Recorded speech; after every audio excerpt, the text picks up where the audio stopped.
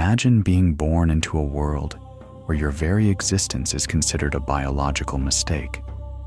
A world where the Holy Scriptures don't just judge you, they condemn you before you even take your first breath. In the shadows of the 12th century, to be a woman wasn't just a gender, it was a divine punishment. They called it the original sin, and it was a weight that would crush the souls of millions for 1,000 years. Welcome to the darkest chapter of human history. For a medieval woman, the mirror was her first enemy, but not because of vanity. From the pulpits of every cathedral in Europe, the message was clear. You are the daughter of Eve, the temptress, the one who brought death into the world. Because Eve tasted the forbidden fruit, every woman who followed was seen as inherently weak, intellectually stunted, and spiritually dangerous. Theologians of the time, like Thomas Aquinas, didn't hold back. They didn't just call women different, they called them defective. The term was mas occasionatus, a misbegotten male. In their eyes, nature always intended to create a man, the perfect being. But when the heat of the womb was insufficient, or the winds blew from the north during conception, a woman was born. You were a failed experiment of nature. Femina est mas occasionatus. Think about that. Every law, every social interaction, and every medical treatment you received was based on the premise that you were a broken version of a human being. You were a vessel of impurity, a creature that existed only because something had gone wrong in the natural order. But how did this theological defect translate into daily survival? It started with the law of coverture. The moment a girl was born, she didn't exist in the eyes of the law. She was the property of her father, a mere asset to be managed. When she married, or rather, when she was traded, she became the property of her husband. Her legal identity was covered by him. Under the doctrine of unitas personarum, the husband and wife were one person, but that person was the husband. To the law, you were a ghost. You couldn't own the dress on your back. You couldn't sign a contract to buy bread. You couldn't even testify in court if a man beat you in the street. Your voice was legally non-existent. The mental chains were just the beginning. The church taught that the only way for a woman to redeem her sinful nature was through extreme, agonizing submission. Silence was not just a virtue, it was a requirement for salvation. Mulier in ecclesia taceat. Let the woman keep silence in the church. But it went further than the church walls. If a woman spoke out of turn at home, she wasn't just being loud, she was defying God's divine hierarchy. A woman's mind was believed to be like soft wax, easily shaped by the devil. Therefore, her tongue had to be guarded like a dangerous animal. In many villages, a woman who dared to argue with her husband could be fitted with the scold's bridle, a metal cage for the head with a spiked plate that held the tongue down. This wasn't just punishment. It was a reminder that your speech was a weapon of the devil. And then there was the physical burden. If you were a woman in the 13th century, your body was a battlefield you were destined to lose. The church forbade any form of birth control or pain relief, citing that in dolore paris filios, in sorrow shalt thou bring forth children. This was the specific punishment God gave to Eve. To seek relief from the agony of childbirth was seen as an act of heresy. You were expected to suffer. If you died in the process, which happened to nearly 1 in 3 women, it was simply God's will for a daughter of Eve. Midwives who tried to use herbal numbing agents were often watched by the Inquisition. Why? Because easing a woman's pain was seen as trying to help her escape her divine sentence.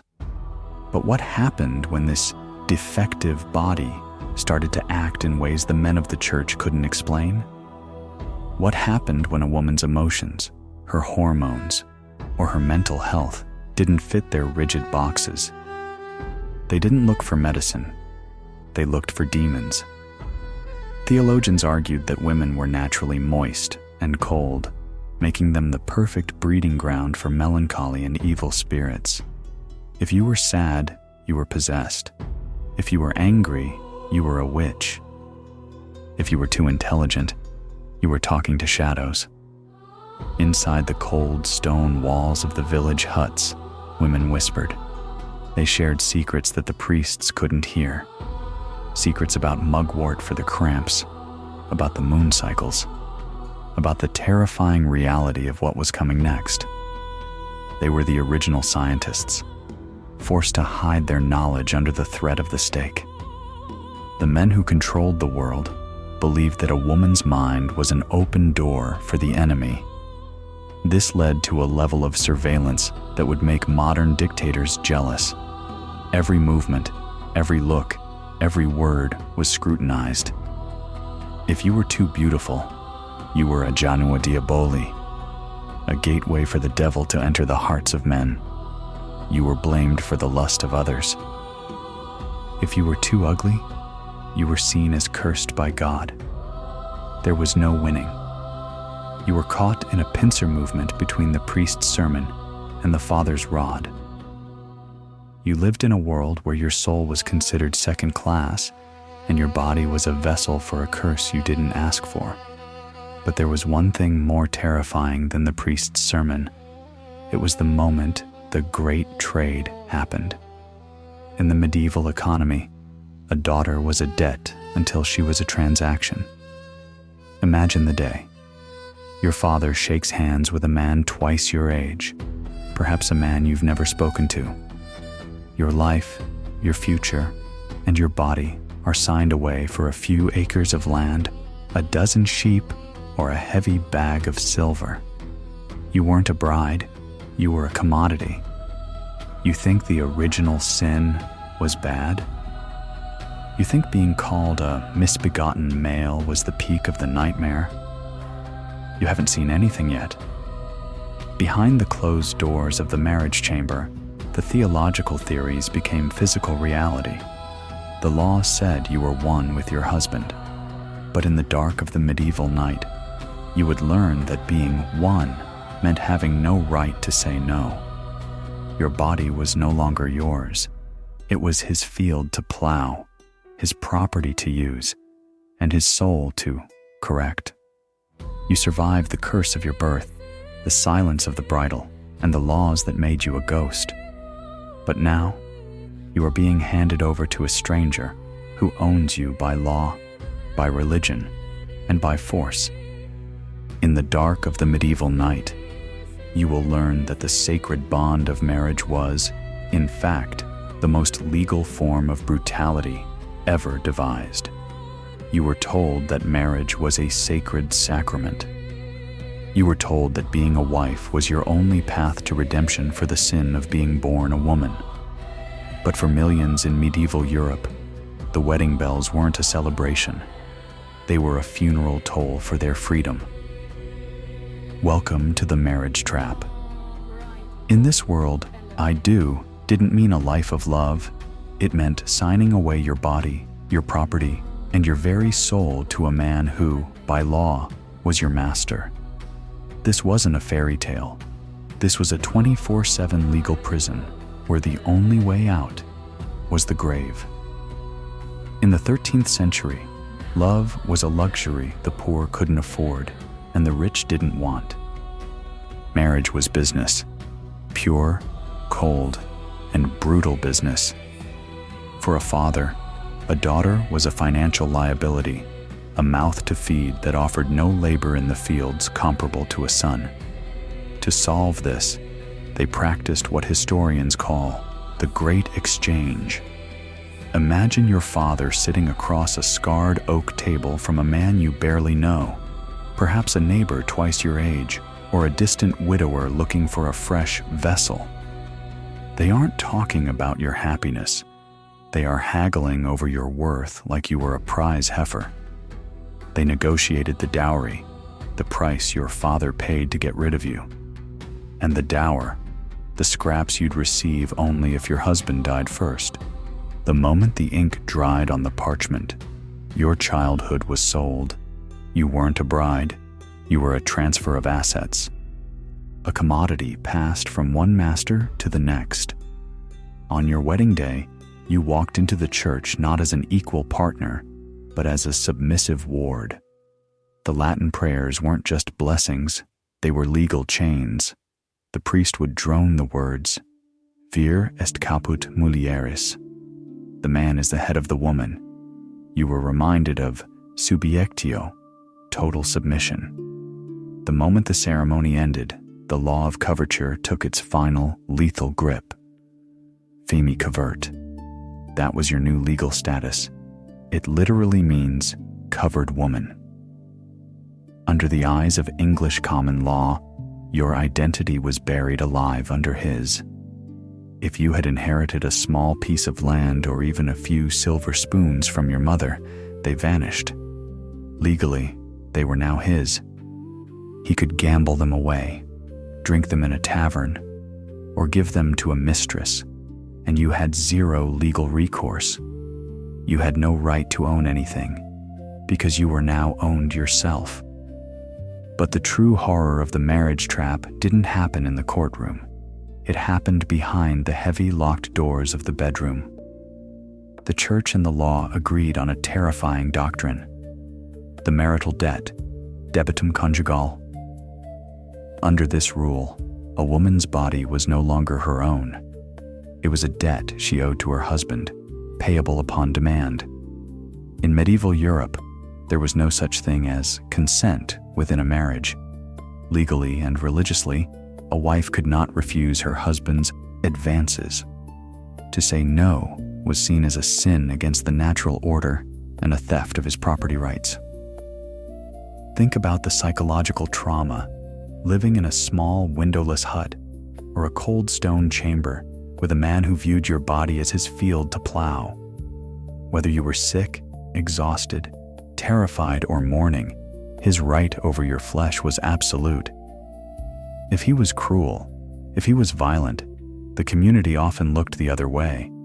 He was simply correcting his property.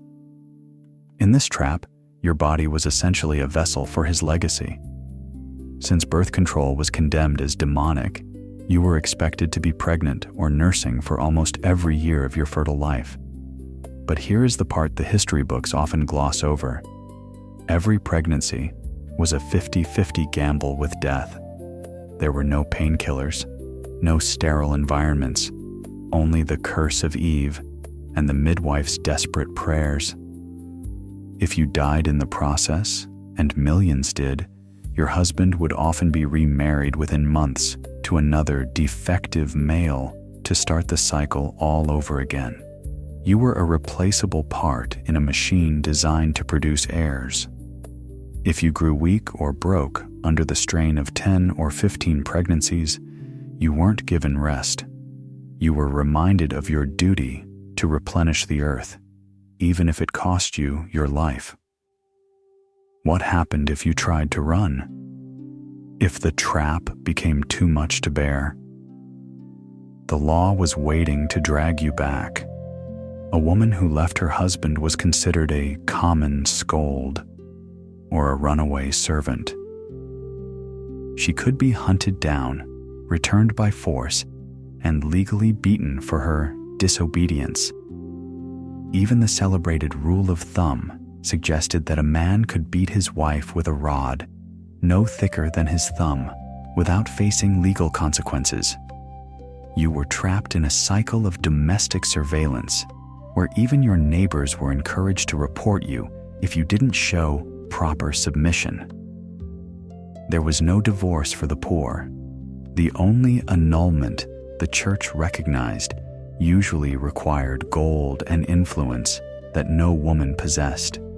You were tied to your master until the day one of you stopped breathing. Theologians of the time argued that a woman had no moral agency outside of her husband. If a husband committed a crime, the wife was often seen as his silent accomplice, yet she had no power to stop him. If a wife committed a crime, the husband was blamed for failing to control his animal. You were treated like a dangerous pet, meant to be fed, used, and kept on a very short leash. The only time a medieval woman gained a shred of legal existence was when her husband died. But even then, the trap had one last spike. As a widow, you were often forced to pay a marriage fine to your lord for the right not to marry again. The system was designed so that a woman should never, ever be without a male handler. You've seen the economics of your sale. You've felt the weight of the marital debt. You've lived through the battlefield of the bedroom. But there was one thing even more dangerous than a cruel husband: knowledge. What happened when a woman in the marriage trap tried to find a secret way to survive? What happened when she turned to the forbidden arts of herbs, midwifery, and ancient healing to protect herself from the very man she was forced to serve? In a world ruled by men, a woman with a secret was a woman with a target on her back. In a world where a woman's mind was considered soft wax for the devil to shape, having a secret was the most dangerous thing you could own. If you knew which root could stop a fever, or which leaf could end an unwanted pregnancy, you weren't called a doctor. You were called a threat. Welcome to Forbidden Knowledge. This is the story of how survival became a death sentence, and how the healing touch of a midwife became the mark of the beast. But amidst the smoke of the Inquisition, one woman managed to do the impossible. She outsmarted the Pope himself. While the men of the church spent their days arguing over Latin grammar in cold stone halls, the women of the village spent their nights in the woods. They had to, because the official medicine of the time, controlled entirely by men, was a nightmare of bloodletting and superstition. The village wise woman held a lineage of knowledge passed from mother to daughter for 1,000 years. She understood that willow bark could dull the ache of a broken bone, and that mint could settle a stomach turned by rotten grain. But in the 13th century, this survival kit became a target. The church coined a term for this secret curriculum: sortilegium, sorcery. To heal without a priest's blessing was to steal a miracle from God. If you saved a life without a prayer, you were credited with a pact with the abyss. But there was one woman who broke every rule. Her name was Hildegard von Bingen, known as the Sibyl of the Rhine. In a time when women were forbidden to speak in church, Hildegard was preaching to emperors and popes. How? She used the only shield the church couldn't pierce: divine visions. Hildegard was a genius, a composer, a philosopher, and most dangerously, a scientist. She wrote 2 massive medical treatises, Physica and Causae et Curae. In these pages, she detailed the healing properties of over 200 plants and animals. She understood the importance of boiling water to prevent infection long before germ theory existed. She even wrote about the female orgasm and reproductive health, topics that would have gotten any other woman burned at the stake. She claimed her knowledge didn't come from books or study, which were forbidden to women, but from the living light of God. By branding her science as prophecy, she forced the male hierarchy to listen. She was the original system hacker of the Middle Ages, but Hildegard was the exception. For most women, their knowledge had to be buried. We now know of hidden manuscripts, parchments tucked into the bindings of Bibles or hidden in the rafters of convents. These were the Trotula texts, named after Trota of Salerno, the world's first gynecologist. These manuscripts contained life-saving information on everything from easing labor pains to treating skin diseases. But to own one was a death warrant. The Inquisition viewed these texts as diabolical recipes. They believed that if a woman could control her own body, she was no longer subject to the curse of Eve. To stop the spread of this knowledge, they began the Great Erasure. They renamed female medical discoveries after male saints, or simply burned the books entirely. The most dangerous place for forbidden knowledge was the birthing room. As we learned in previous parts, the Church demanded that women suffer in labor as payment for Eve's sin. Midwives were the front lines of the rebellion. They used ergot to control bleeding and belladonna to ease spasms.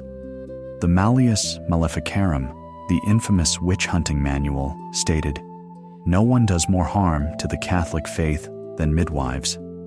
Why?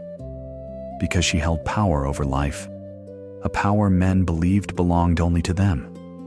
Every successful birth she facilitated was seen as a theft from God's divine punishment.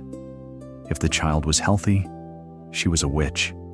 If the child died, she was a child eater. The midwife's touch was the most scrutinized act in history. For a woman to read was to invite madness, or so the men said. They believed a woman's brain was too moist and unstable to process logic. But reading was the ultimate forbidden fruit.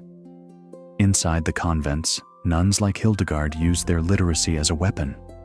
They became the silent librarians of Europe, preserving the very knowledge that the male world outside was trying to burn. This was the silent resistance, an underground network of women sharing books under the threat of excommunication. By the late 14th century, the professional male doctors, who still believed in balancing four humors and leeches, worked with the Church to criminalize their competition. The wise woman wasn't just a witch, she was a rival in a booming medical market. By burning the midwife, the male doctor secured his monopoly. This wasn't just a religious war, it was the first corporate takeover of the human body. Imagine living in a village where your mother's herbal tea could be used as evidence of heresy. You were forced to forget. You were forced to fear the woods. The forbidden knowledge was suppressed so deeply that women began to believe the lies about themselves. They began to believe they were truly defective. Hildegard von Bingen proved that a woman's mind could touch the stars. But for every Hildegard, 10,000 women were silenced in the mud. And then, the world stopped. The Church's prayers failed. The male doctor's leeches failed. The Black Death arrived. When the plague turned the world into a graveyard, the social order collapsed. In the chaos of the dying, would the daughters of Eve finally find their voice? Or would they become the ultimate scapegoats for a world in its death throes? Imagine a world where the sky turns gray with the smoke of burning bodies, and the only sound is the rhythmic ringing of the death cart bells. In 1347, the apocalypse didn't arrive with angels, it arrived with fleas. The Black Death was the ultimate equalizer, but for the daughters of Eve, it was a nightmare within a nightmare. Welcome to the Plague of Sorrows. When the Church failed and the men died by the millions, the world didn't turn to science, it turned to blood. And as always, the first blood to be spilled was that of the women who dared to survive. The year was 1348. From the port of Messina to the streets of London, the Yersinia pestis bacteria was carving a path of destruction that no prayer could stop. In the medieval mind, this wasn't a biological event. It was the flagellum Dei, the scourge of God. For a woman, the plague started with the family. As the primary caregivers, women were the first to touch the infected, the first to wash the black, swollen buboes. and the first to breathe in the lethal miasma. They stayed while husbands fled. They watched their children turn black and die in their arms. The genetic curse we spoke of in part 1 now had a physical manifestation. The church told them this was God's final judgment on a sinful world, a world led into temptation by women. As the plague wiped out 50% of Europe's population, something strange happened. The marriage trap began to crack. Suddenly, there were more houses than people. Lords were dead, fathers were dead, and for the first time in a millennium, women found themselves holding something they were never meant to have: agency. With the men gone, women were forced to take over the looms, the fields, and the shops. In the silence of the dying cities, widows began to manage estates. They refused to pay the marriage fines. For a brief, flickering moment, the coverture laws felt irrelevant in the face of universal death. But this independence was a threat to the surviving male hierarchy. The church, desperate to regain control, needed a reason why God was still angry. They found their answer in the unsupervised woman. Theology has always needed a villain, and in the shadow of the Black Death, the daughter of Eve was the perfect target. The church argued that the plague continued because of the moral looseness of women. If a woman walked alone without a guardian, she was inviting God's wrath. In towns across Germany and France, the finger-pointing began. If a woman had survived while her entire family died, it wasn't seen as luck or a strong immune system. It was seen as maleficium. The logic was simple. How did she stay healthy? She must have struck a bargain with the plague bringer. The forbidden knowledge, part 3, of herbs and hygiene that kept some women alive became the evidence that burned them. Imagine a line of men stripped to the waist, whipping their own backs until the blood sprayed onto the onlookers. These were the flagellants. They marched from city to city to appease God. Their sermons were filled with vitriol against women. They claimed that the sight of a woman's hair or the sound of her voice was enough to bring the pestilence back to a cleansed street. The psychological war against women reached a fever pitch. They were made to feel that their very presence was a biological weapon. The plague didn't just kill the living, it killed the future. Childbirth in a plague-ridden city was a descent into hell. Midwives, already under suspicion as we learned in part 3, were now accused of spreading the plague through the evil eye or by poisoning the well water. Whenever a village felt helpless, they looked for the wise woman in the woods. They dragged her to the town square. They used the needle test we discussed, looking for the devil's mark among the plague scars. Thousands of years of medical wisdom were lost in the flames of panic as the last of the great herbalists were blamed for a disease they were the only ones trying to cure. As the plague receded, the survivors were different. The labor shortage meant that for a few decades, women had more power, but the marriage trap was rebuilt with reinforced steel. The laws became stricter. The church became more obsessed with purity. They realized that a woman with land and no husband was a danger to the great chain of being. The Black Death didn't just kill bodies, it killed the medieval psyche. It left women with a collective trauma, the knowledge that no matter how much they sacrificed, they would always be the first to be blamed when the world fell apart. They were the silent survivors who rebuilt Europe, only to be told once again to return to the shadows and keep their mouths shut. The plague took your children, it took your husband, it almost took your sanity, but you survived. You stood in the ruins of a broken world and realized that if you could survive the apocalypse, you could survive anything. But as the smoke cleared, a new threat emerged. It wasn't a disease, it was an institution. The Renaissance was coming, a time of enlightenment for men, but for women, it was the start of the most organized, legal, and bloodthirsty hunt in history. You thought the end of the plague meant the beginning of life. You were wrong. As the black spots faded from the skin of Europe, a new kind of darkness began to settle in the minds of the powerful. The Renaissance is often painted as a golden age of art and humanism, but for the daughters of Eve, it was the closing of the last door. The labor shortage caused by the Black Death had briefly made you valuable. For a few decades, a widow could run her husband's brewery. A daughter could inherit a loom.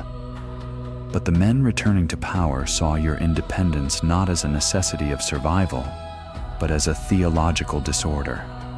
They realized that a woman with money and no master was a threat to the very fabric of the universe. The legal response was swift and merciless. New laws were drafted across England and France, not to heal the survivors, but to reshackle the women. They called them sumptuary laws. These weren't just about fashion, they were about visibility.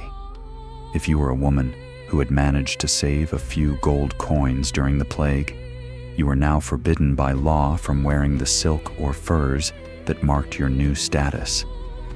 The message was clear. Go back to the mud. Go back to the shadows. But the true trap was the vagrancy acts. If a woman was found traveling between villages looking for work that she was now skilled enough to do, she was branded as a masterless woman. In the eyes of the Renaissance state, a woman without a male handler was a criminal by default. You were forced back into the marriage trap, part 2. But this time, the trap was reinforced by a centralized government that was far more efficient at cruelty than any medieval lord ever was. This was also the era when science began to replace superstition. But for women, science was just a new language for the same old hatred. The university-trained male doctors, who had hidden in their ivory towers while the midwives died in the plague pits, now emerged with diplomas. They looked at the herbal knowledge that had saved your life during the Black Death, and they didn't see medicine. They saw heresy. They lobbied the kings to make it illegal for anyone without a degree to practice healing. Since women were banned from universities, your 1,000-year-old lineage of life-saving knowledge was criminalized overnight. The wise woman was no longer a neighbor. She was an unlicensed competitor who needed to be eliminated. And so, the institution of the Inquisition shifted its gears. They no longer cared about obscure theological debates. They cared about social control. They began to circulate a book that would become the blueprint for the next 300 years of terror, the Malleus Maleficarum, the Hammer of Witches. It argued that women were inherently carnal and lightheaded, making them the perfect conduits for the devil's work. The plague, they claimed, had been a warning. If society didn't cleanse itself of the independent, the knowledgeable, and the masterless woman, a greater catastrophe would follow. Imagine the betrayal. You stayed when the world died. You buried the dead when the priests fled. You rebuilt the economy with your bare, calloused hands. And your reward? To be watched by your own neighbors for the mark of the devil. To have your success in the market seen as a sign of a demonic pact. The Black Death was a random act of nature, but what was coming next was a deliberate act of man, a systematic, legalized attempt to erase the female intellect from history. The fires weren't just burning bodies, they were burning the evidence that you were ever equal, that you were ever free, or that you ever mattered. You survived the flea and the fever. You stood tall in the graveyard of Europe. But can you survive a law that says your intelligence is a crime? Can you survive a neighbor who sees your prosperity as a curse? The smoke of the plague pits is clearing, but the smoke of the stakes is just beginning to rise. The Renaissance was supposed to be the age of light, but for millions of women, that light was the glow of a funeral pyre. This wasn't a random outburst of peasant superstition. It was a state-sponsored, legally sanctioned genocide. Welcome to the Great Witch Craze. This is the era when being smart, being independent, or simply being old became a capital offense. In the next 2,000 words, we step into the interrogation chambers where the daughters of Eve were forced to admit to crimes that defied the laws of physics, just to make the screaming stop. The madness didn't start with a fire, it started with a book. In 1486, two inquisitors, Heinrich Kramer and Jacob Sprenger, published the Malleus Maleficarum, the Hammer of Witches. It was the second best-selling book in Europe for 200 years, right after the Bible. Its premise was simple and deadly. All witchcraft comes from carnal lust, which is in women insatiable. The church officially declared that women were intellectually fickle and physically lecherous, making them the perfect recruits for Satan. The book provided a step-by-step manual on how to identify, torture, and execute a witch. It stripped away a woman's right to a defense. If you were accused, the law assumed you were guilty because the devil would not allow an innocent woman to be accused. How did it start? It usually began with a grudge. Maybe your cow gave more milk than your neighbor's. Maybe you refused to marry a local drunk. Or maybe you were a widow with a small plot of land that the local magistrate wanted for himself. Once the word witch was whispered, the machinery of the state took over. You were seized in the middle of the night. Your hair was shaved, every inch of it, to ensure you weren't hiding charms. You were subjected to the pricking test. Professional witch prickers would drive long needles into your body, looking for a spot that didn't bleed or feel pain, the devil's mark. If you gasped in pain, you were a witch trying to deceive them. If you stayed silent from shock, it was proof the devil had numbed your flesh. There was no escape. The goal wasn't just to kill you, it was to break your soul. The strappado, the thumb screws, and the iron chair were not just tools of pain, they were tools of truth. Under the agonizing stretch of the rack, women confessed to flying through the air on broomsticks, to having intimacy with demons whose skin felt like ice, and to eating the hearts of unbaptized infants. Why? Because the torturers wouldn't stop until they heard the story they had already written in their heads. They needed names. They forced you to point at your friends, your sisters, even your own daughters. This was the social cancer. The system forced women to devour each other to survive another hour of pain. Here is the dark secret the history books hide. Witch hunting was a profitable business. In many regions, the victim's family was forced to pay for the cost of the trial, the torture, and even the wood for the fire.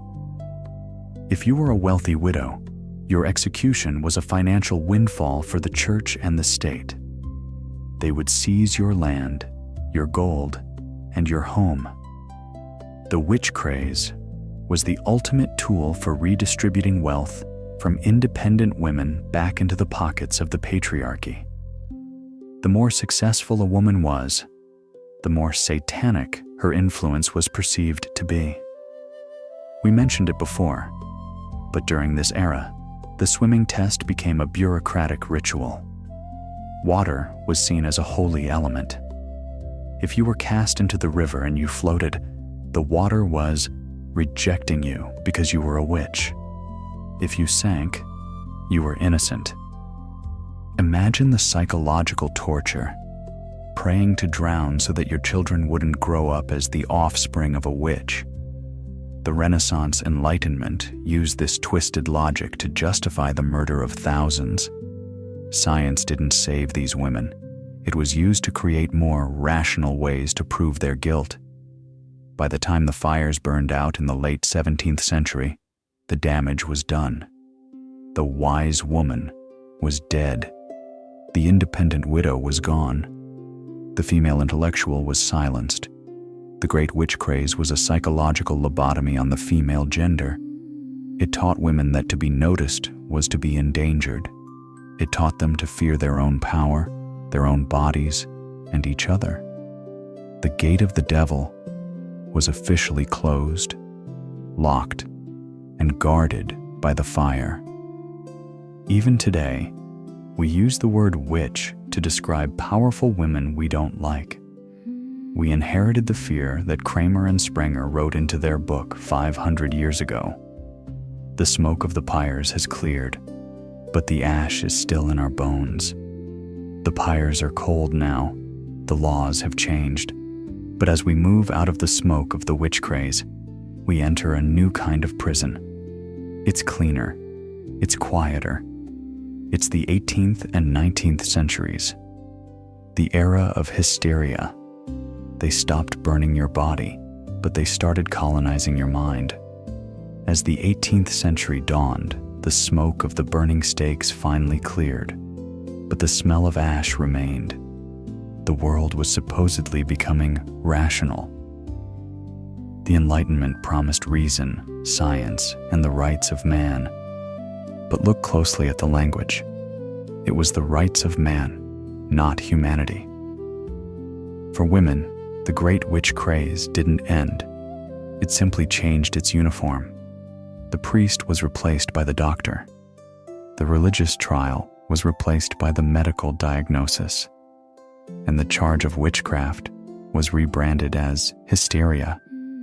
In the past, if you were an independent woman who lived alone, you were a servant of the devil. Now, the new medical elite claimed you were simply mentally unstable. The word hysteria comes from the Greek hystera, meaning uterus. Once again, your biology was your prison. The doctors of the Victorian era argued that a woman's brain was too small for education and that her wandering womb caused everything from anxiety to a desire for voting rights. If you were a woman who showed too much passion, too much intelligence, or too much grief, you were no longer possessed. You were hysterical, and the cure was often just as brutal as the stake. Imagine being a woman in the 1800s. Your husband no longer needs to prove you made a pact with Satan to get rid of you. He simply needs to sign a paper claiming you are unfit or melancholy. Within hours, you are dragged to an insane asylum. These were the new dungeons. Instead of being burned in the village square for all to see, you were vanished. Behind high stone walls, women were subjected to treatments that were little more than legalized torture. Forced isolation, cold water baths meant to shock the nerves, and the surgical removal of their reproductive organs, oophorectomies, to cure their rebellious spirits. They weren't burning your skin anymore. They were cutting out the parts of you that made you you. This was the birth of gaslighting as an institutional tool. When you screamed that you were sane, the doctors pointed to your screams as proof of your madness. When you stayed silent in despair, they called it catatonic hysteria. The forbidden knowledge of the past was now pathologized. A woman's intuition was called delusion. Her anger at her marriage trap was called moral insanity. The male-dominated medical field became the new Inquisition, with the power to strip a woman of her children, her home, and her identity, all under the guise of caring for her health. The universities that had banned women for centuries were now producing thousands of experts on the female soul. These men wrote textbooks defining womanhood as a state of permanent, fragile semi-illness. They claimed that the light of the Renaissance was too bright for your delicate eyes. They told you that your only safety was back in the domestic shadows, under the protection of a husband or a doctor. The pyres were cold, yes, but the walls of the asylums were thick, and the silence inside was deafening. The witch had been successfully transformed into the patient, and the world congratulated itself on its new, humane approach to destroying women. You survived the fire. You survived the rack. But now, you are trapped in a room with padded walls, and the man holding the key says he's doing it for your own good. They have stopped trying to kill your body. They are now trying to rewrite your mind. Can you hold on to your truth when the whole world calls you mad? In the 19th century, they stopped calling you a sinner and started calling you a patient. They traded the wooden stake for the padded cell and the priest's exorcism for the doctor's scalpel. Welcome to the medicalization of the soul. This was the era where a woman's desire for independence wasn't seen as a crime, but as a biological malfunction. In the next 2,000 words, we uncover how the Enlightenment created a new kind of darkness, one where your own mind was used as the prison and your doctor held the only key. The term was hysteria. For over 2,000 years, men believed that a woman's uterus, the hystera, was a restless traveler. But in the 1800s, this ancient myth was rebranded as modern science. The leading medical minds of London and Paris argued that a woman was entirely controlled by her reproductive organs. If you were a woman who wanted to attend university, you were told that the blood needed for your brain would be stolen from your uterus, making you sterile and insane. If you were angry at a husband who treated you like a child, you weren't rebellious. You were suffering from moral insanity. Every emotion, from grief to sexual desire, was pathologized. You weren't a person with a soul. You were a machine with a faulty, female part that needed to be managed by a man in a white coat. One of the most terrifying inventions of this era was the rest cure, popularized by Dr. Silas Weir Mitchell. It was designed specifically for nervous women, usually those who were too intelligent or too active for their own good. The treatment was simple: total isolation. You were confined to a bed in a dark room for weeks, sometimes months. You were forbidden from reading, writing, or even talking. You were fed a diet of nothing but milk and bland food. You were essentially buried alive in your own mind. Imagine the psychological torture. A woman with a brilliant intellect, forced to stare at the same wallpaper for months, forbidden from even holding a pencil. This was the humane way to break a woman's spirit. As Charlotte Perkins Gilman wrote in The Yellow Wallpaper, this treatment didn't cure madness, it created it. It was a systematic attempt to lobotomize the female imagination. When the rest cure failed, the doctors turned to the knife. This was the dark age of gynecological surgery. Thousands of women were subjected to oophorectomies, the removal of their ovaries, to cure their unruly behavior. Doctors claimed that removing these organs would make a woman more docile, quiet, and feminine. They were literally cutting out the biological source of a woman's vitality to make her easier for her husband to manage. There was no consent, and the mortality rate was staggering. It was the ultimate form of male colonization, the physical invasion of the female body to ensure psychological submission. The insane asylum became the ultimate kill switch for the marriage trap. In the Victorian era, A husband didn't need a divorce. He just needed a medical certificate. Take the case of Elizabeth Packard. In 1860, her husband had her forcibly committed to an asylum because she disagreed with his religious views. Under the laws of the time, she had no right to a trial or an independent medical exam. She spent 3 years behind bars, surrounded by the truly suffering, simply because she had a mind of her own.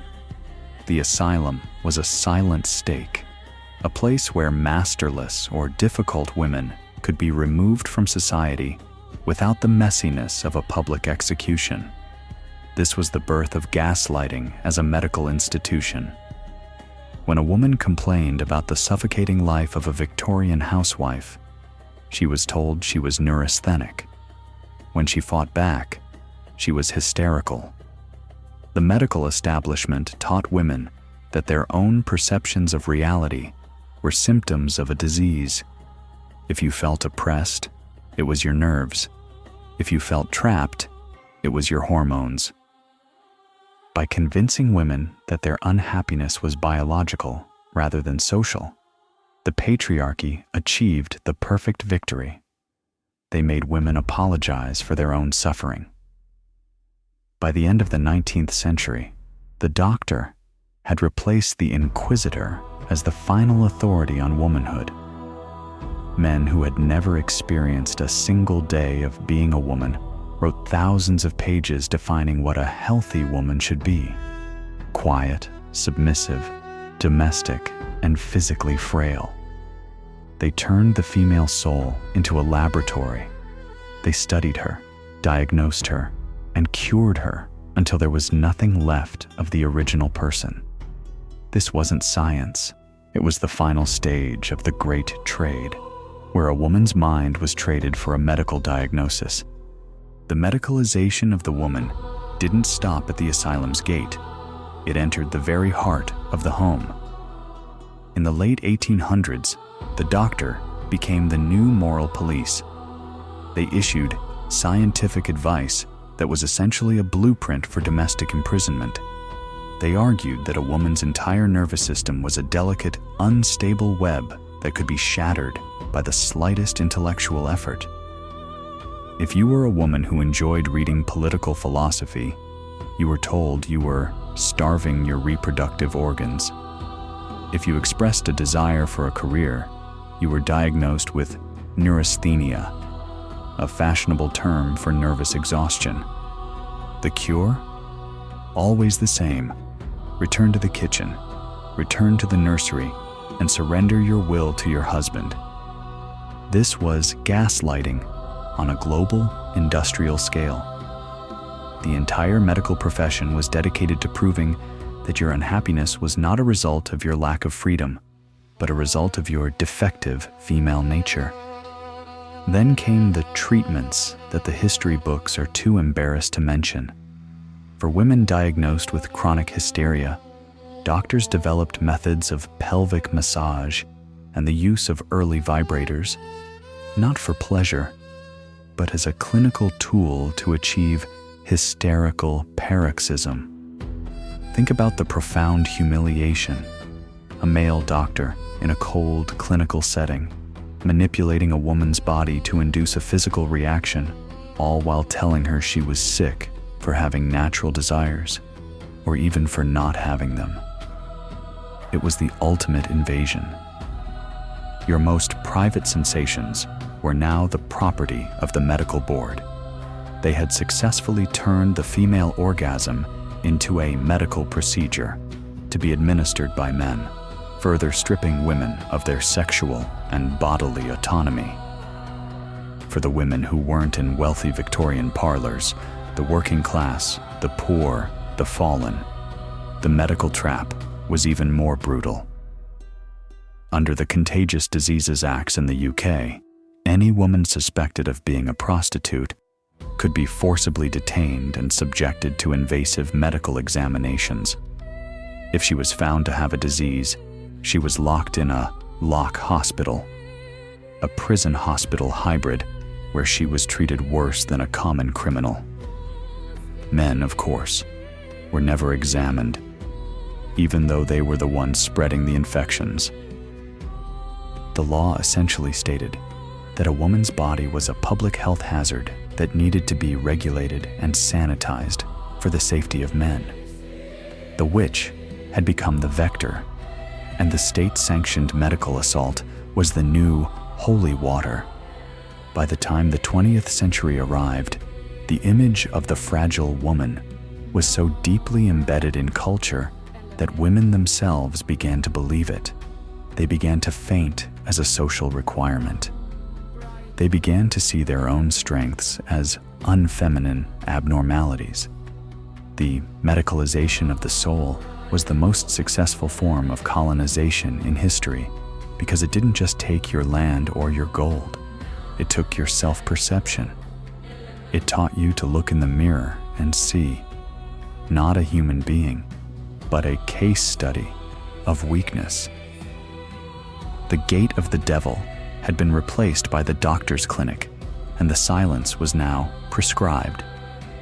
You survived the asylum. You survived the rest cure. You survived the doctors who tried to cut the rebellion out of your body. But as the world moved toward the modern age, a new kind of grime was waiting for you. It wasn't in a hospital, and it wasn't in a church. It was in the soil itself. While the hysterical ladies were being locked in parlors, the vast majority of women were still in the mud, working until their bones broke to feed a world that still called them defective. It's time to look at the silent engine of history. But even in the asylums, the spirit of Hildegard lived on. Women began to write back. They began to organize. They used the very rest cure to think, to plan, and to realize that they weren't mad. They were just the first ones to wake up in a world that was still dreaming of their submission. The doctors said you were sick. The husbands said you were mad. The walls of the asylum were built to keep you silent. But as the 20th century dawned, a new sound began to echo through the wards. It was the sound of 1,000 mad women realizing they were actually the sane ones in an insane world. But as the hysterical woman finally began to break her chains, the world decided to give her one final devastating role: the invisible laborer. Forget the silk dresses of the queens and the padded cells of the Victorian ladies. For 90% of women in history, life wasn't lived in a parlor. It was lived in the dirt. Their hands were permanently stained with the juices of the harvest and the grime of the hearth. They were the silent engine that fed empires, yet history treated them like the very soil they plowed, necessary, but beneath notice. Welcome to the peasant's grime. Today, we uncover the brutal, unglamorous reality of the medieval and early modern working woman, the one whose endurance was the only thing keeping the world from starving. In the medieval village, the genetic curse didn't just mean spiritual inferiority, it meant a lifetime of double labor. While the church argued that women were frail, the reality of the fields proved otherwise. A peasant woman's day began before the sun. While her husband prepared the plow, she had already hauled 20 gallons of water from the well, started the fire with damp wood, and processed the grain for the morning porridge. There was no domestic sphere for the poor. The field was the kitchen, and the kitchen was the field. During the harvest, she stood side by side with the men, swinging a sickle for 16 hours a day, often with a nursing infant strapped to her back. Her body was a tool, used until the gears ground to a halt. When the sun went down and the men collapsed in exhaustion, the woman's second day began. This is what historians call the invisible economy. She was the chemist of the cottage. She had to turn raw wool into thread, thread into cloth, and cloth into clothes. She had to preserve meat without salt, brew ale that wouldn't kill the family, and garden the small plot of vegetables that provided the only vitamins in a world of bread and pottage.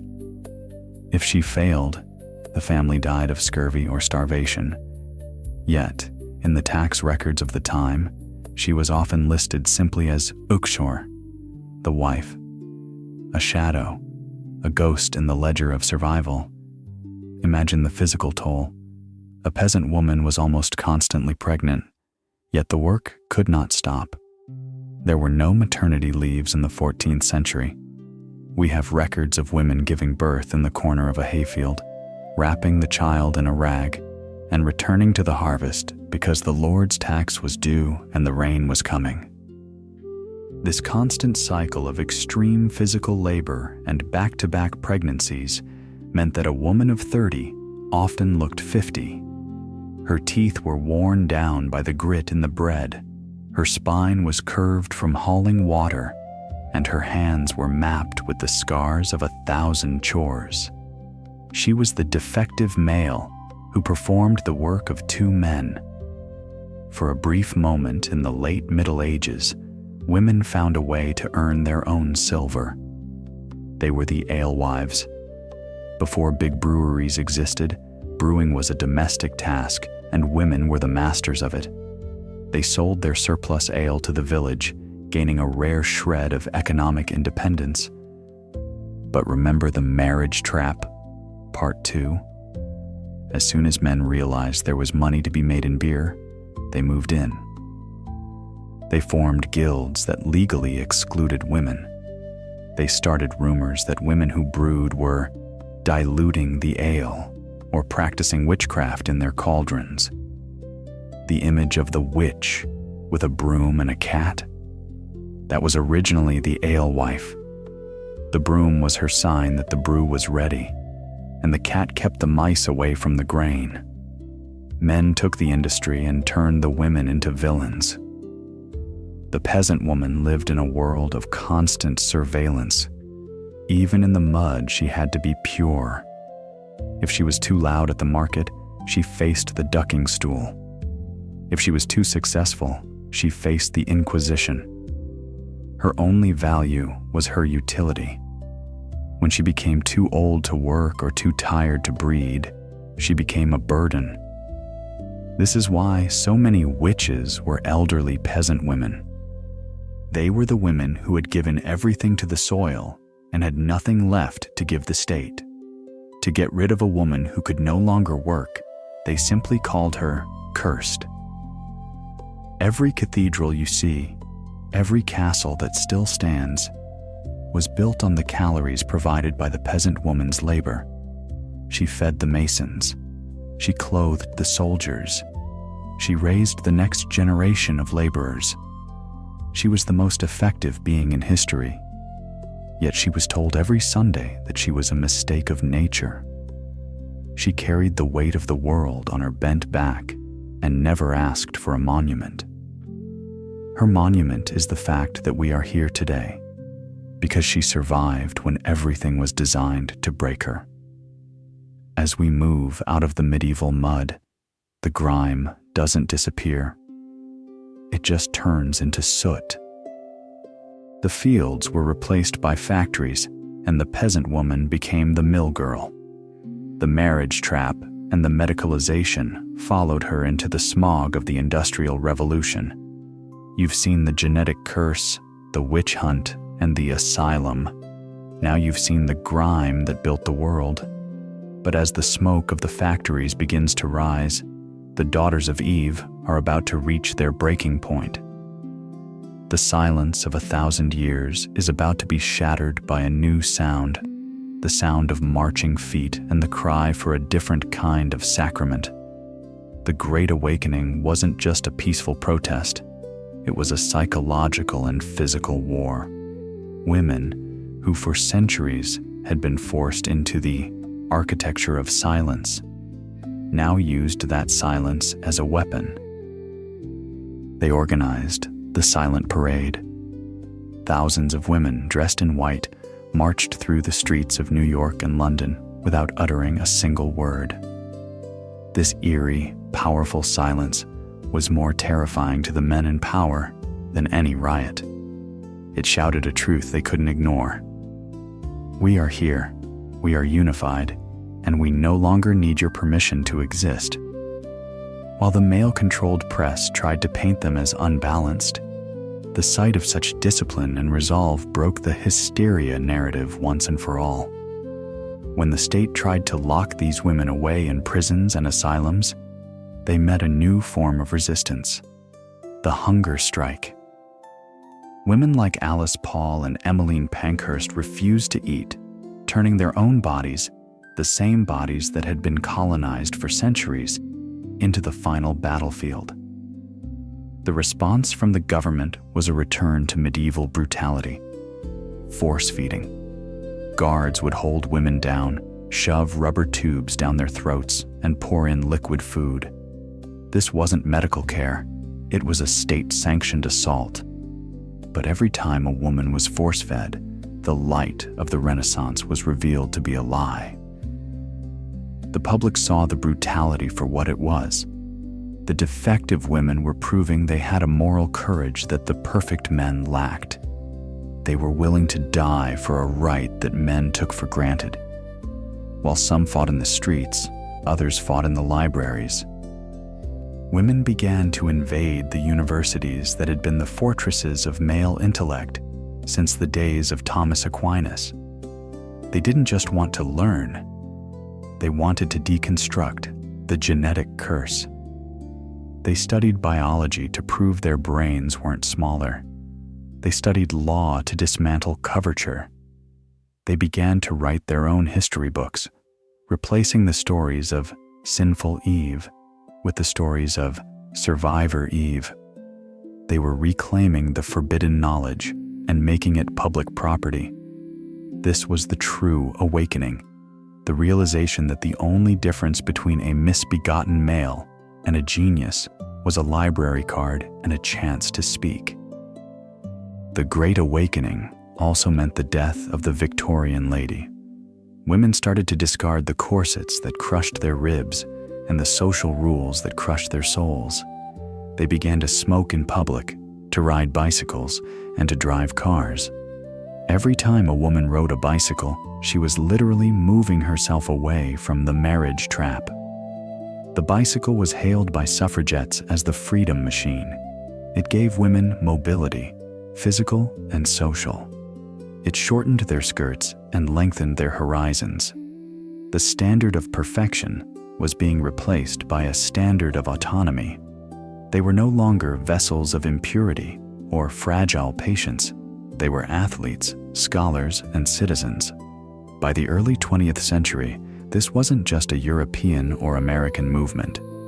From the anti-colonial struggles in India to the revolutionary fervor in Russia, women were realizing that their struggle was universal. The grime of the peasant and the hysteria of the lady were two sides of the same coin. The daughters of Eve were forming a global sisterhood that defied the borders drawn by men. The cages are open. The vote is won. The forbidden knowledge is being taught in schools. You stood up, you fought, and you won the right to be human. But as the smoke of the revolution clears, a new kind of enlightenment is being sold to you. It's colorful. It's glossy. It's in the magazines and on the movie screens. They gave you the right to vote, but now they want to tell you exactly how you should look while you do it. For 1,000 years, they told you that your silence was a sacrifice to God. They told you your pain was justice for a fruit you never ate. But in the soot-stained streets of the 18th and 19th centuries, the defective women finally looked into the mirror and saw something the church and the law had tried to hide. They saw power. Welcome to the Great Awakening. This is the moment the daughters of Eve stopped praying for mercy and started demanding justice. The cage is breaking, and the world is about to hear a sound it never expected: the roar of the silent. The genetic curse relied on one thing: isolation. As long as women were confined to separate huts and silent pews, they believed the lie. But the world was changing. The printing press, the same technology that spread the Malleus Maleficarum, was now spreading something far more dangerous: ideas. Women began to realize that the marriage trap wasn't a divine law. It was a contract, and contracts can be broken. In the salons of Paris and the coffee houses of London, women like Mary Wollstonecraft began to ask a question that made the patriarchy tremble. If a woman has a soul, why is she treated like a beast of burden? They didn't just want a seat at the table. They wanted to burn the table down and build a new one. While the intellectuals wrote books, the working class was finding strength in numbers. The Industrial Revolution was a nightmare of soot and exploitation, but it did something the village never could. It brought women together. In the dark, deafening mills of Lowell and Manchester, thousands of women stood side by side. They shared their stories of the grime. They realized that their individual suffering was a collective struggle. For the first time in history, the defective laborers had a unified voice. They began to organize. They didn't just walk out for better pay. They walked out to prove that the world could not turn a single gear without their fragile hands. This was the birth of the labor strike, a weapon forged in the very factories designed to enslave them. The fight moved from the factory floor to the ballot box. The men in power laughed. They used the medicalization to claim that voting would cause women's brains to explode or their uteruses to atrophy.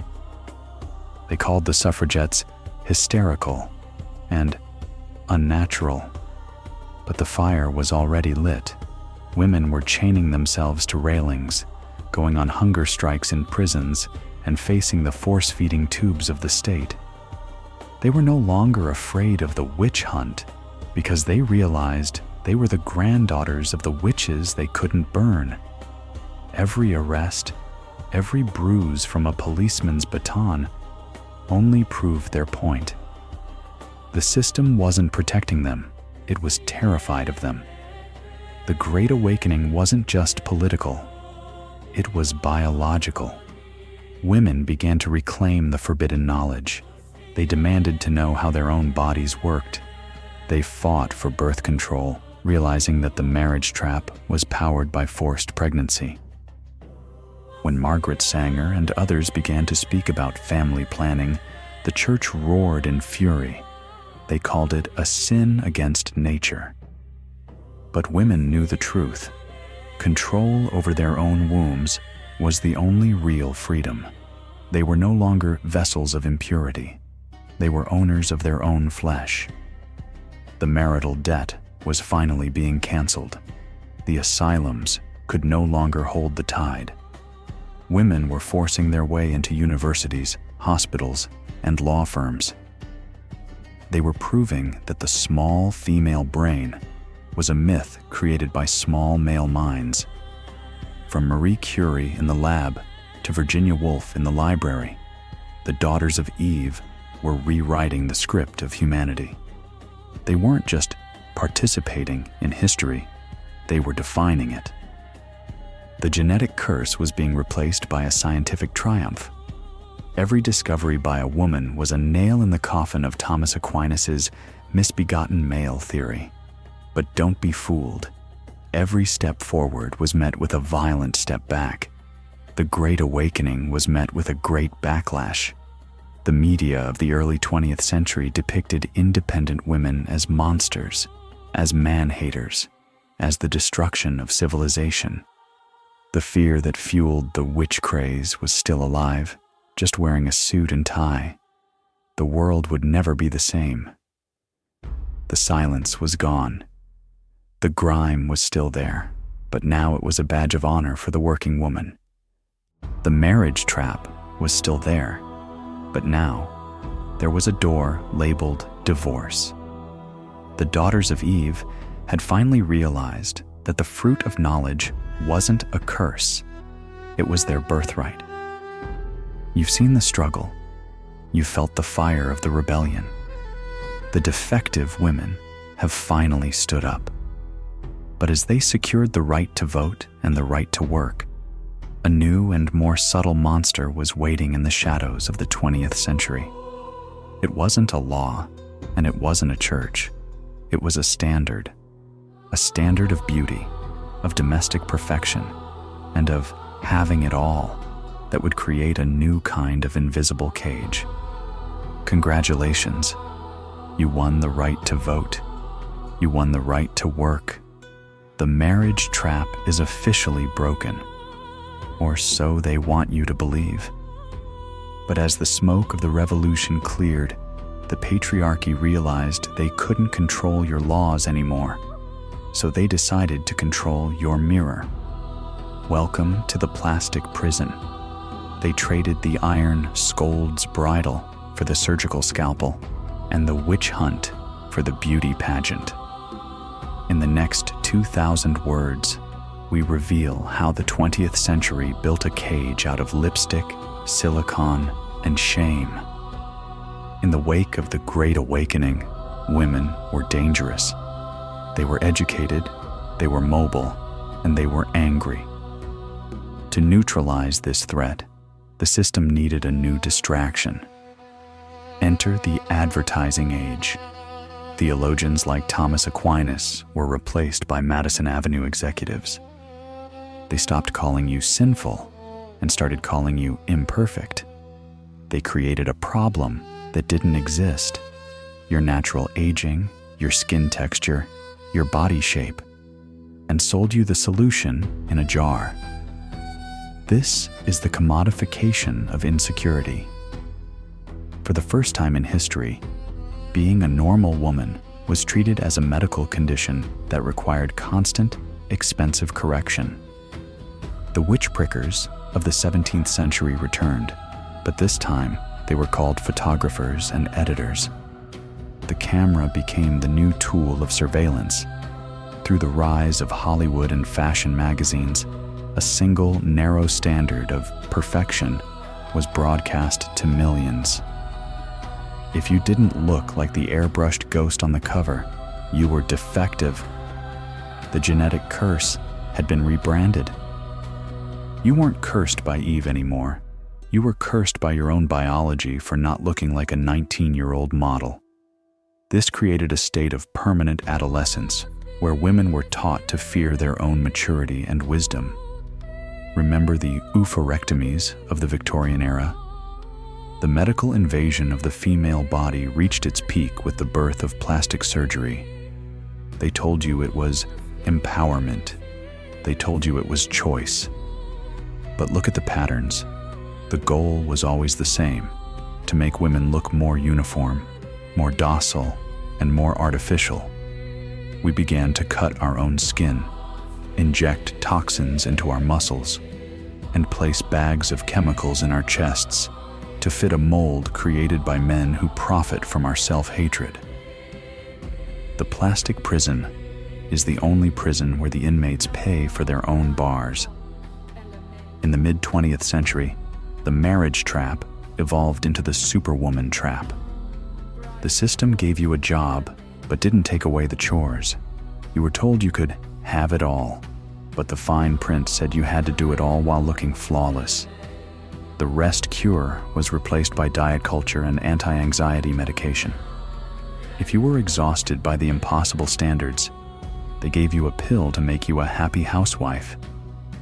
The goal was to keep women so busy counting calories and chasing perfection that they wouldn't have the energy to question who was still running the world. As we entered the 21st century, the prison went digital. Social media became a 24/7 global witch hunt. Every photo you post is judged by an invisible jury. The filters are the new masks, hiding the sin of being human. The algorithm rewards the artificial and punishes the real.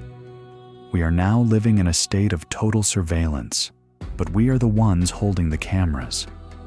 We are policing ourselves, comparing our behind-the-scenes lives to everyone else's highlight reel. The plastic prison has moved from the magazine stand into our pockets, following us into our bedrooms and our dreams. In this new era, the older woman is the ultimate heresy. In the Middle Ages, they burned her as a witch. Today, they simply make her invisible.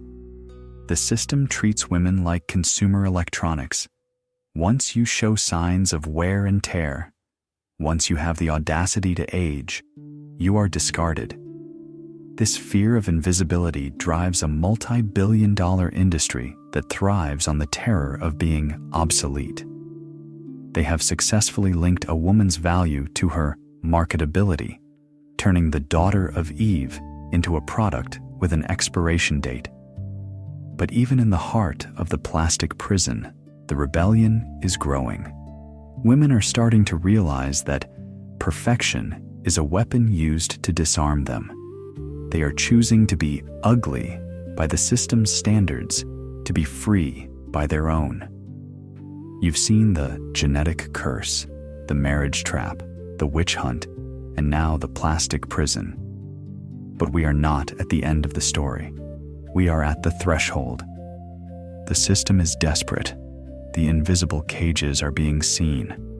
The defective women are looking into the mirror and finally seeing the truth. But as we break the glass of the plastic prison, we face one final question. When we are no longer what they want us to be, who are we going to be for ourselves? In robotics, there is a concept called the uncanny valley. It's that chilling feeling of revulsion we get when something looks almost human, but is missing the spark of life. In the 21st century, we have applied this to ourselves. Through filters, fillers, and thousands of minor tweaks, we have entered the valley. We are creating faces that are mathematically perfect, but emotionally dead. Smooth foreheads that can no longer frown in anger. Lips that can no longer tremble in grief.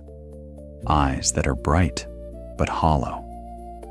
This is the dehumanization of beauty. When you remove the imperfections, the scars of your history, the lines of your laughter, you aren't becoming better. You are becoming a stranger to your own species. You have traded your humanity for a polished, plastic mask that no one can truly connect with. Congratulations. You won the right to vote. You won the right to work. The marriage trap is officially broken, or so they want you to believe. But as the smoke of the revolution cleared, the patriarchy realized they couldn't control your laws anymore, so they decided to control your mirror. Welcome to the plastic prison. They traded the iron scold's bridle for the surgical scalpel and the witch hunt for the beauty pageant. In the next 2,000 words, we reveal how the 20th century built a cage out of lipstick, silicone, and the terrifying dream of the mechanical woman. In the 1970s, a chilling concept emerged in popular culture: the Stepford Wives. It wasn't just a horror story, it was a blueprint. The idea was simple: replace real, complex, difficult women with submissive, flawless androids who lived only to clean, cook, and please. Today, we don't need robots. We are being taught to become them. The plastic prison uses social engineering to convince you that your natural human glitches, your wrinkles, your moods, your scars, are defects that need to be patched or upgraded. You are encouraged to be a biometric doll, a version of yourself that is increasingly artificial, predictable, and devoid of the imperfections that make you human. This is the ultimate genetic curse, Part 1, rebranded for the digital age. You are only valuable if you look like you were manufactured on an assembly line. Theologians like Thomas Aquinas were replaced by Madison Avenue executives. They stopped calling you sinful and started calling you unfinished. They created a problem that didn't exist your skin texture, your body shape, your natural scent, and sold you the solution in a plastic bottle. This is the industrialization of shame. For the first time in history, the normal female body was treated as a medical emergency that required a lifetime of expensive chemical maintenance. You aren't a person. You are a project that is never finished. By keeping you in a state of constant self-repair, the system ensures you never have the time or energy to question who is actually holding the tools.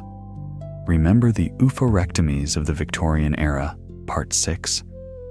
The invasion of the female body reached its peak with the rise of extreme plastic surgery. They tell you it's empowerment. They call it choice. But look at the results. The goal is always a terrifying uniformity. We are cutting our own skin, paralyzing our facial expressions with toxins, and stretching our features until we look like a different species. This is the artificialization of the soul. When you lose the ability to show anger, sadness, or age on your face, you lose the ability to communicate your humanity.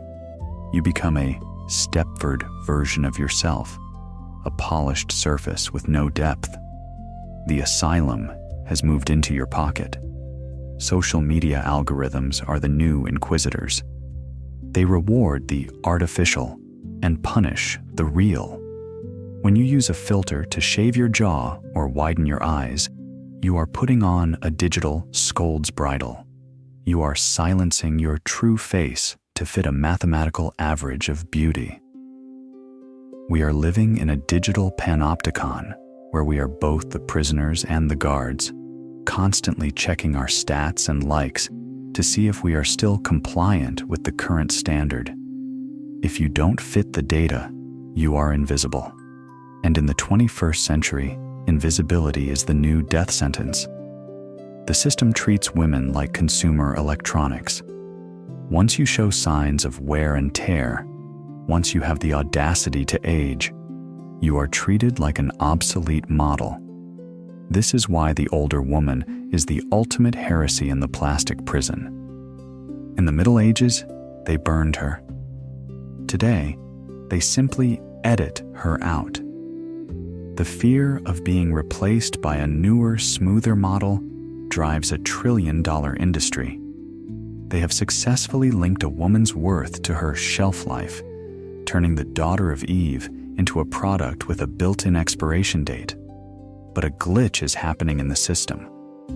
Women are starting to realize that being a robot is a trap. They are reclaiming their grime, Part 7, their wrinkles, and their rage. They are choosing to be human in a world that wants them to be plastic. You survived the witch hunt. You survived the asylum. And now you are breaking out of the plastic prison.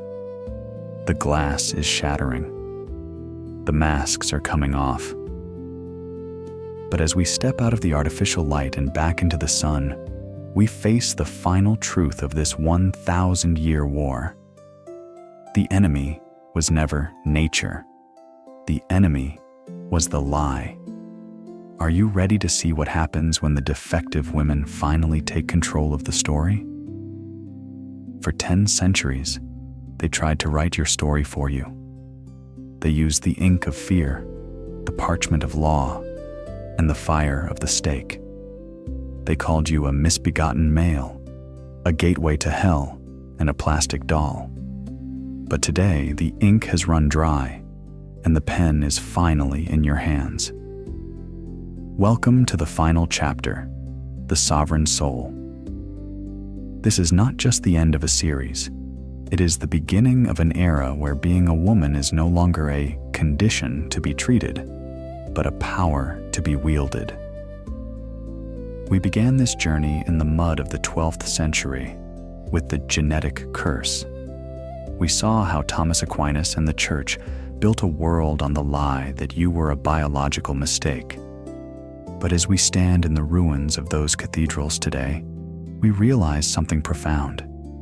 The system didn't hate you because you were weak. It hated you because it was terrified of your strength. The curse was never in your blood. It was in their imagination. Every law, every scold's bridle, and every asylum was an admission of defeat by a patriarchy that couldn't handle a world where you were free. The first step to sovereignty is the small shift, realizing that you were never broken. You were just caged. For 1,000 years, knowledge was forbidden. But look at the world now. The daughters of the witches are the doctors, the lawyers, the engineers, and the leaders. We have reclaimed the forbidden knowledge and turned it into the foundation of modern civilization. We no longer need a male priest to define our souls, or a male doctor to define our sanity. We are the architects of our own identity. We have moved from being objects of history to being the authors of it.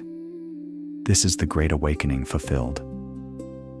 The silent parade has become a global conversation that cannot be silenced. The plastic prison tried to replace the iron cage with a glass one. It tried to make you apologize for aging, for breathing, for being human. It pushed you into the uncanny valley, hoping you would trade your soul for a filter. But the sovereign soul sees through the glass. We are reclaiming our grime, the beauty of a life lived, the wisdom of a face that has seen the world, and the power of a body that belongs only to itself. We are realizing that perfection is a distraction, and authenticity is the ultimate rebellion. When you stop trying to be the model, you finally become the master. How do we maintain this freedom? It starts with a simple habit, questioning every standard and every label thrown at you. It's the realization that you do not owe the world submission, beauty, or silence. The sovereign soul understands that no is a sacred word. No to the marriage trap. No to the medicalization. No to the invisible labor. By reclaiming the right to say no, we create the space to say a powerful yes to our own dreams, our own bodies, and our own futures. This is the success story of 1,000 years of survival. This is the ultimate victory. Despite the fires, the needles, the asylums, and the filters, you are still here. The lineage of the defective women has become the lineage of the unstoppable. From the rural fields of Vietnam to the tech hubs of the US and the streets of London, the sovereign soul is rising. We are no longer isolated. We are a global network of resilience. We are sharing our stories, our resources, and our power. The great trade is over. We are no longer for sale. The series ends here, but your story is just beginning.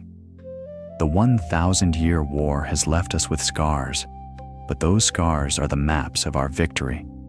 We are the first generation of women in human history who have the tools, the knowledge, and the legal right to be truly sovereign.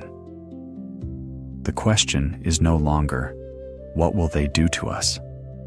The question is, what will we do with our freedom? You've traveled through the darkness of history. You've seen the traps and the cages. Now, take a deep breath. Feel the weight of the sovereign soul within you. Don't let the 1,000-year silence return. Speak your truth. Own your body.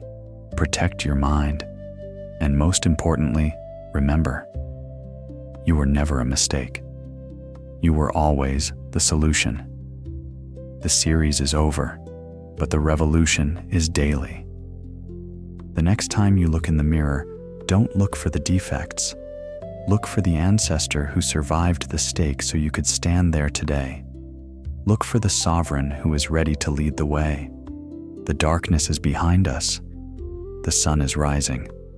And for the first time in history, it's a sun that shines for everyone.